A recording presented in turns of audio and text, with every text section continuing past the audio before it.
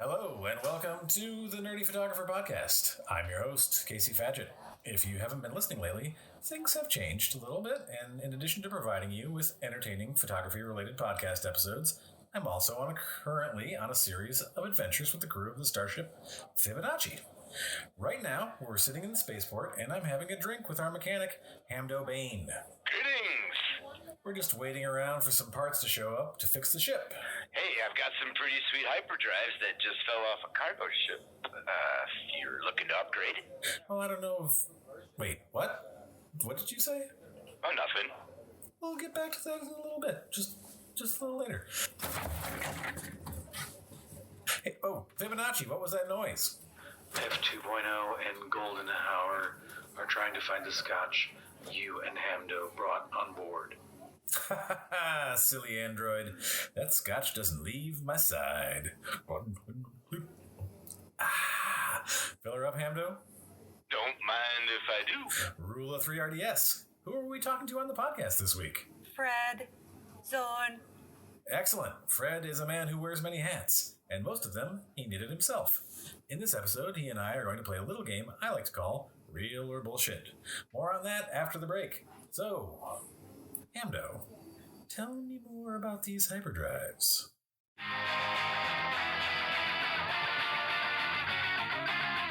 Hey, Doc. Thanks for seeing me. No problem. I'm glad we got that whole other thing cleared up.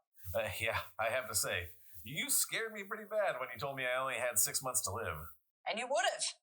In the Wild Wild West. But luckily, we have creams for that these days. I appreciate it. But I didn't ask you to come in to discuss life-saving salves and ointments. What is it, Doc? It's your WordPress website. It's old and outdated, and it needs a fresh new look. I know, Doc. But I just don't have the money to pay a designer for a custom website. You don't need to pay for a custom design when you use Flow Themes. Flow Themes? Yes, Flow Themes. They have a wide variety of WordPress themes for the modern creative. Not just photographers, but for videographers, florists, wedding planners, and much more. But are they customizable to suit my needs? Yes, every theme is totally customizable.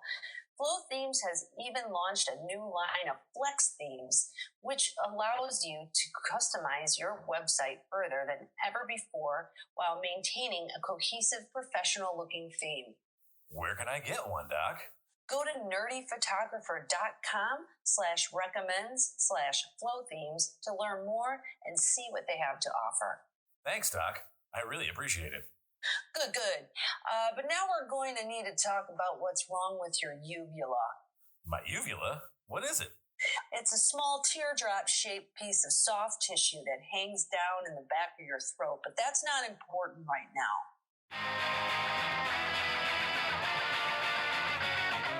Hi, I'm Casey Fadgett, and welcome to the Nerdy Photographer Podcast. Today I'm here with my friend Fred Zorn, Fred Zorn Dog Training, creator of the Dog's Ear on Bone Pool Radio, as well as Pipe Cleaner Pups, which is a really awesome series of stop-action dog training videos. Welcome, Fred. Hey, thanks. Thanks for having me, Casey. And today we're going to talk about it's a new topic for the Nerdy Photographer. It's called, we're going to call it Real or Bullshit. I was recently reading a book by Malcolm Gladwell, and he was talking about how our first inclination is that something, when we hear it, is the truth. Right. It takes a really long time for us to build up the red flags to thinking that something might not be true. Right. And there are constantly stories online on Reddit that, this thing happened, and people just sort of take it as true. A lot of actually news outlets are using Reddit as a source for somebody's story. Yes, exactly. Yikes. Cool. Why would you use a totally unsubstantiated internet post as the source for a story? Empire Yikes back. And you and I discussed this making up stories. Sure. Yeah, it's one of my favorite things to do. Actually, when I lived in Saratoga Springs, this was circa 1814, I think. It was back before the invention of the internet. Anyways, that's when you could do this kind of thing, where you could play a prank that nobody could check. Unfortunately, nowadays, you could actually check on this and it probably wouldn't have worked as well. But I was working at a vegan, vegetarian restaurant with lots of other hippies around me. and the song "The Macarena" came on, and I turned to my fellow employee and I said, "Hey, did you know?" I don't know why I said this. I said, "Hey, did you know that the Macarena was actually written by Paul Simon?" And they turned to me and they said, "Really?" And I said, "Absolutely." And it was totally deadpanned, totally believed it, I guess, because then months later, I was at a party near there, hanging out with totally different people, and the song "The Macarena" came on, and somebody turned to me and said, "Hey, did you know that Paul Simon wrote this song?" And I said, "No, he didn't." And I started that rumor myself. So it's one of my favorite things to do. Comes totally full circle. Yeah, I had a friend who did scores for films, and we were at the New York Independent Film Festival, and he had scored one of the films that was in the film festival, and we were sitting outside in the lobby, and he just started playing the piano, and he started playing "Come On Ride That Train" Yes, actually. on the piano, and like people were walking by, and this woman was like, "Did you write that?" And he's like, "Oh yes, Oh, yes, of yes, course I I wrote did. this." And I they did. totally sat down. I believe it was a ballad, a beautiful ballad. A beautiful. He had written. Come on, ride that train and ride it. So yeah, I put out the word. Speaking of using Reddit though as a source, I reached out to Reddit for people's weirdest things that their photography clients have asked them. Sure. So I'm going to ask you, Fred, after I Great. tell you these stories, whether you think these stories are real or whether they're bullshit. Oh, good. Oh, well, I love it. I love it. I love Okay. it. Hit me. So the first one, got hired for a wedding in New York City, and the day before, the groom personally asked, nay, begged me to shave my beard off, my whole beard, completely. I've been growing that beard for a few years, and he insisted and told me he would even pay me to do it. It was such a bizarre request that I ended up doing it. He never mentioned it while we were requesting anything else, but it turns out the family were Jehovah's Witnesses, and apparently you're not allowed to have a beard in that religion. Okay. All right. So do I think it's true? Or, sorry, that's my dog sneezing in the background. Rowdy, that's fine. Am I supposed to guess as to whether it's what kind of religion were they? Jehovah's Witnesses. Okay. So I'm pretty sure that But asking the photographer to shave the beard, even though they're not Jehovah's Witnesses as well. Right. I don't know a lot about Jehovah's Witnesses except that like Prince was one, and he did have like a little bit of a mustache. I'm trying to use logic here. Okay, good to know. Go right ahead. And I feel like the typical thing, like when they, maybe those are Mormons when they show up at your door. I'm going to say that is true. See, it is true that Jehovah's Witnesses don't have beards. Don't have beards. Okay. But that they would make someone else shave? Well, they're kind of untrue. No, okay, all right, untrue. All right. Not that's fair. Why I think that's bullshit, because I actually there was a response from somebody else who was a Jehovah's Witness and was like, no. Okay. And also, I think the second reason I think it's bullshit is because people asked, how much did he offer to pay you? Sure. Never responded. So if people are gonna if you can't even answer like, oh, how much was the guy going to pay? Like, I feel like there's you start to lose credibility. Okay. All right. So we're going to label that one as false. Yes. All right. Next one. I was asked to photograph drunk college students wrestling in jelly during my time as a nightclub photographer. Is that do we have a location for No, that? We don't have a location. College students? Yes. Well, that takes it hopefully out of the realm of being illegal. Did not say that they were naked. Just just covered in jelly. Sure, and nothing else. Wait, and okay, and well, jelly does make me. Usually, it's not jelly, it's right? Jell-O, usually. It's usually Jell-O or mud. Yeah. I guess it would be traditional. Traditional. Yes, we've seen stripes. As family values is what we're talking about here. Traditionally, it should be mud. I'm going to say that's false. Yeah, I'm a little bit on the fence. I'm going to go with true because like one of the responses to I'm sorry, you don't get to see the responses. People have. No, I don't. Somebody asked like, do you? I'm supposed to just believe you on all this, by the way. Do you have any photos of said jelly wrestling? And he said, really, it was actually quite sad and unfortunate. So that tends to lead me to believe that actually happened. That actually happened because it was sad. Right, because it was really sad. It didn't turn into a good story. Did not live up to the fantasy of jelly wrestling. It was. I can see how you could show up to that thinking that like what was it, Punch Drunk Love? Where you're like, oh, Adam Sandler's in this? It's gonna be hilarious. It's gonna be hilarious. Not hilarious, by the way. Not at all. Not at all.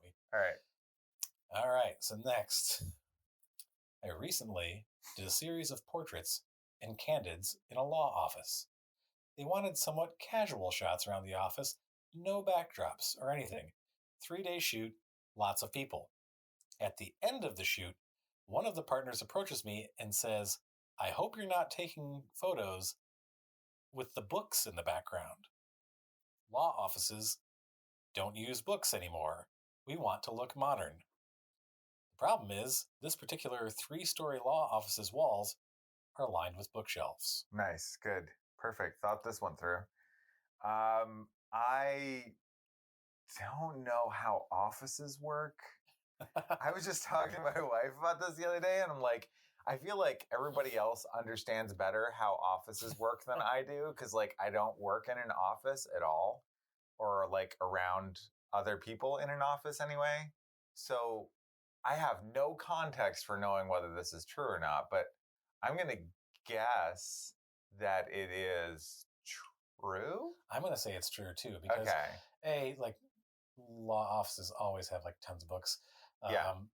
And B, lawyers would be that stupid as to say like, right. Smart in many ways, but not like, oh, you've been savvy even. You've already been taking pictures for 3 days. Right. Oh, you shouldn't take pictures with the books in the background. You're going to have to figure out it. Yeah. That's everywhere. Yep. Okay. Next one. This one, I think you'll appreciate. Very good. I do product photography. Very good. I have a client who custom makes guitars. The client asked me to lower the general quality of my photos because his products came out looking too good. And he was tired of responding to the customers who wanted to see unphotoshopped images. Whoa. Yeah. I play guitar and I have a few myself. And guitar porn is real. I can tell you that. I know. My brothers and nephew are both very much into guitar porn. Like the calendar, with like a different that Koa wood. Yeah, exactly. So that's real. At that part, anyways, is the fact that he was getting complaints that the pictures were being photoshopped. I'm going to say that's not real. I am on. I tend to think that it would be true, just because like if you're buying something and it's, you want to feel like it's it's really honest. You want to be really honest. But the photos were too good. Okay, yes, the photos were too. So I guess yeah. I mean, like, I think that's like, because he was talking about like, this is later on in like his comments. He was talking about they wanted like the pictures with like the fingerprint smudge on it to know that it was actually real and not like somehow designed. Okay, all right. Like some sort of program to like be an actual product. Right, but you also have to get lots of detail when you take these pictures too. You also have to like and anyone who's buying a guitar is going to want to see like everything. I guess it is different. Like guitar porn could be different than like food porn, where you're not going to actually eat that cupcake, right? But you do want to make it look amazing, exactly. But you are going to hopefully play that guitar. Yeah, and then like with food, there's so many tricks to food photography. Where you put things on them that are completely inedible. Yes, like to make the food look. I have a friend. She worked for Rachel Ray, and they always shoot out of season whenever they do these food magazines. And so it was a Rachel Ray Everyday magazine. They were trying to look for rhubarb everywhere. They couldn't find it because it's only in season. You can only find it when it's in season. So what they did was they stripped a bunch of celery and dipped it in some food-colored water for like an hour and a half, and then it turned red, and then they used it for the shot. Nobody ever asked them otherwise. Exactly. That should go. That should go on your photography Reddit right there. All right. Next, where are we at? Had a bride who didn't like her smile in any of her wedding photos, and she wanted me to Photoshop a new smile into every single photo. I think that's probably true. I think that's probably true too. Yeah, I have a distinct thought that. So I don't have any reference for working in an office. I am not particularly good at guessing any of these other ones, but I have a feeling that there's like this whole bridezilla culture out there that I'm sure you guys have to deal with all the time. It's but it's like something about that tells me that probably happened. Yeah. Yep. All right. Last one before enough. the break. Yep. I was doing a model shoot 20 years ago. Okay. While we were doing this shoot, she decided she wanted nude photos. Oh, geez. And out of the blue, said she didn't feel comfortable being the only one in the room naked. Christ. And she asked me if I would undress as well.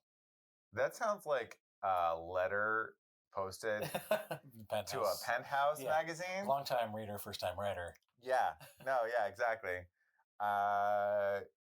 Yeah. Mabes? I think, there's... It sounds fantasy, though. I was talking to my wife about this, and she was like, did that ever happen to you? Like, did anybody just, start taking their clothes off? And I was like, no, I feel like you'd have that discussion beforehand, and there would have to be some sort of relationship. I could see it if there was some sort of relationship beforehand, maybe. Right. That there was already some kind of connection. We also have to remember this is Reddit. Yes. But it also said 20 years ago. Yeah. Like back in the 90s, like before, like we didn't have Tinder or anything like that. So I guess there's a possibility. It's a possibility, but I think they probably should. Is what they need, can't they do a thing where they scan the text and then look to see if it was plagiarized from somewhere else? They might find it in a Penthouse magazine somewhere. It was a lonely night at the studio. Yeah, exactly. Everyone else had gone home for the night, and then she came in. Yeah, I'm trying to think. What's a good classic line for something like that? It's always the longtime reader, first-time writer. Is that your lens, or are you just... Okay, are you going to use the big lens? Hey now, I'm ready for my close-up.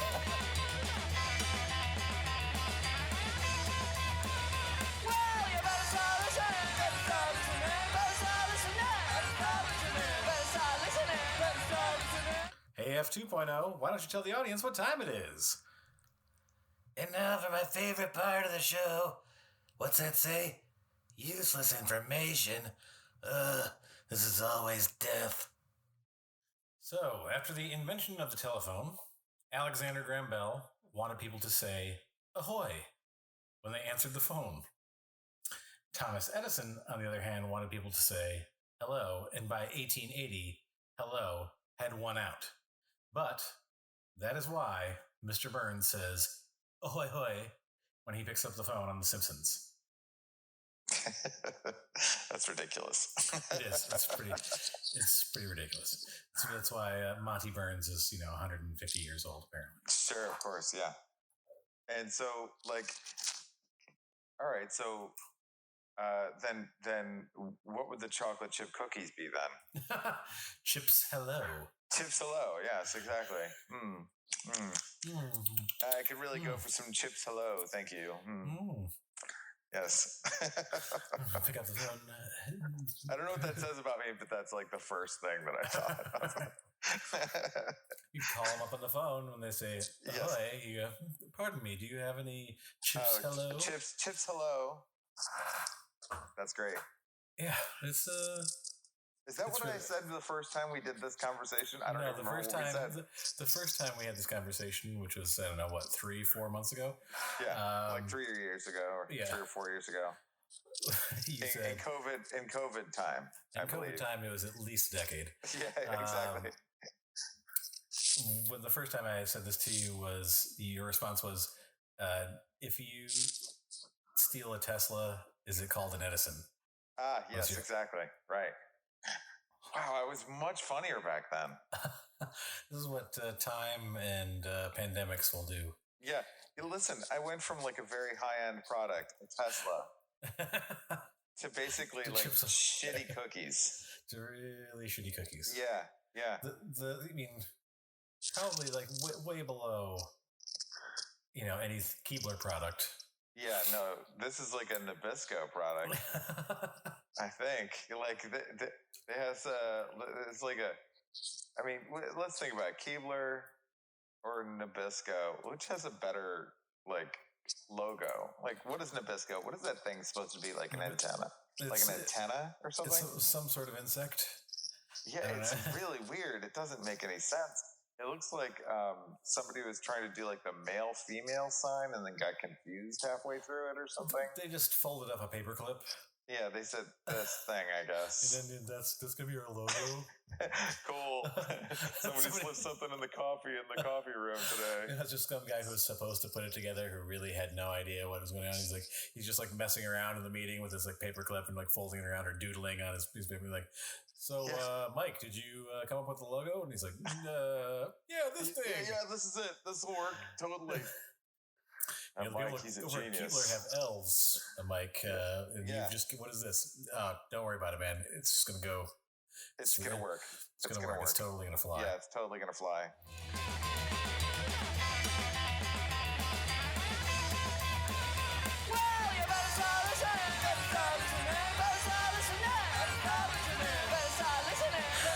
So the peat is what gives you that smoky flavor.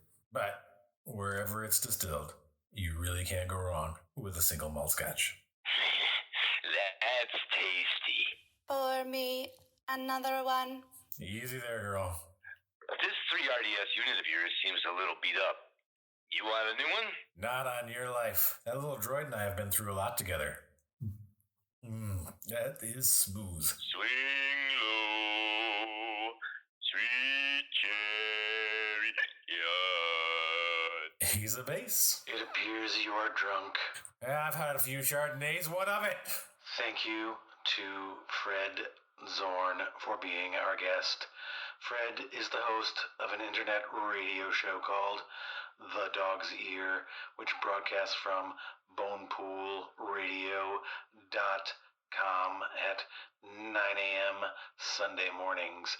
Fred is also an expert dog trainer and has created a series of stop-motion animated dog training videos on YouTube called Pipe Cleaner Pups. Please subscribe and leave a review for the Nerdy Photographer podcast wherever you listen to podcasts. Rula 3RDS was played by Jen Clark. Jen is a regular comedy performer at Go Comedy in Michigan. She also played the website doctor in the ad at the beginning of the show. Hamdo Bane is played by Jason Hamilton. I wouldn't jump off that if I were you. I am a golden god. Oh dear. Stay safe and stay nerdy, everybody.